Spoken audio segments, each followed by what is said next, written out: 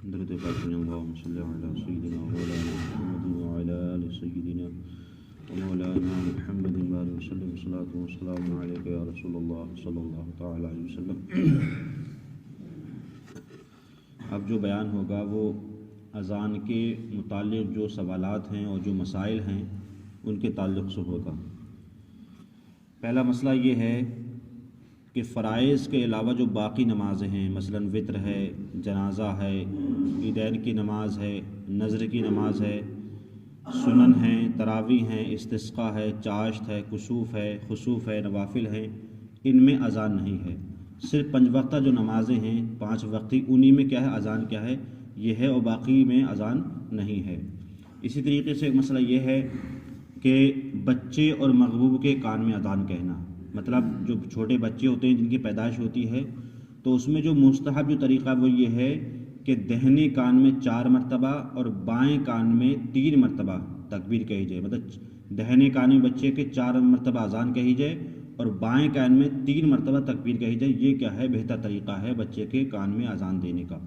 یہ مستحب ہے۔ اسی طریقے سے مغموم کے کان میں، مطلب جو مغموم بچے ہو جاتے ہیں ان کے کانوں میں، مرگی ایک مرض ہے اس کے کان میں اذان دینا، غضبناک اور بد مزاج آدمی یا جانور کے کان میں اذان دینا، مطلب جو جانور بالکل بد مزاج ہو گیا ہے تو اس کے کان میں اذان دینا، لڑائی کے وقت اذان دینا، مطلب جب لڑائی ہو جاتی ہے، آتش کے وقت مطلب جو آگ لگ جاتی ہے کسی بڑی جگہ پر تو اس کو بجھانے کے لیے ایسے وقت میں اذان دینا یہ کیا ہے مستحب ہے۔ میت کو دفنانے کے بعد بھی اذان دینا کیا ہے یہ مستحب ہے۔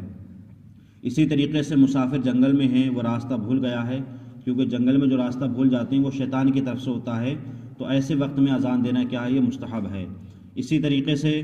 وہاں پر جو ہے کوئی بتانے والا نہیں ہے تو وہاں اذان دینا کیا مستحب ہے، یا کوئی بیماری ایسی پھیل جائے تو اس کے وقت میں بھی اذان دینا مستحب ہے۔ جیسے لاک ڈاؤن کے وقت میں کچھ ایسے وبا پھیلی کہ لوگوں نے اپنے اپنے گھروں میں اپنے اپنے علاقوں میں بار بار اذان دی، تو ان اوقات میں جو ہے اذان دینا کیا یہ مستحب ہے۔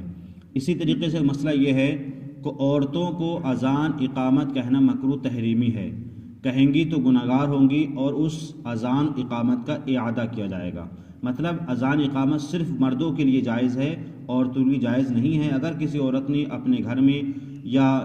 تمام عورتیں جمع ہیں وہاں نماز ہو رہی ہے تب بھی اذان کہنا عورتوں کے لیے کیا یہ مکروہ ہے۔ ایک مسئلہ یہ بھی ہے خاص کر کے کہ خنثی اور فاسق، خنثی کہتے ہیں ہجڑے کو، کہ اگر ہجڑے نے بھی اذان دی تو اس کی اذان بھی لوٹائی جائے گی۔ اسی طریقے سے فاسق اگر کوئی شخص ہے، فاسق اسے کہتے ہیں کہ جو کھلم کھلا گناہ کرتا ہے، تو اگر اس نے بھی اگر اذان دی، اس میں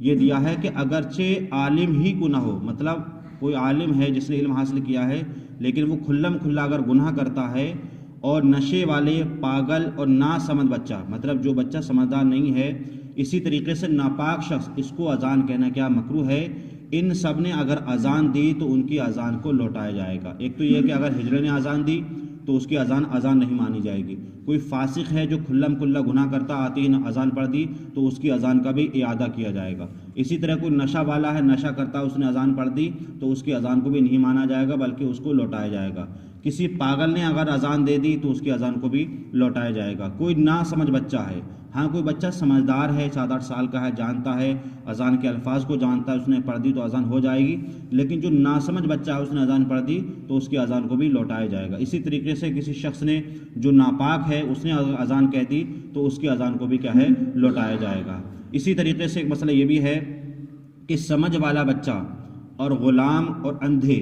اور ولد الزنا اور بے وضو کی اذان کیا ہے صحیح ہے۔ اس میں خاص کر جو مسئلہ ہے وہ بے وضو کا بھی ہے اور سمجھ والا بچہ۔ اگر کوئی بچہ ایسا ہے جو نابالغ ہے لیکن سمجھدار ہے، اس نے اگر اذان کہہ دی اور بے وضو نے بھی اگر اذان کہہ دی تو صحیح ہے، مگر بے وضو اذان کہنا یہ مکروہ ہے، مطلب اس کی عادت نہیں بننا چاہیے۔ کبھی ایسا وقت ہو گیا تو انسان اذان پڑھ سکتا ہے، اس کی اذان ہو جائے گی۔ اس لیے ایک مسئلہ یہ بھی ہے کہ اذان کہنے والا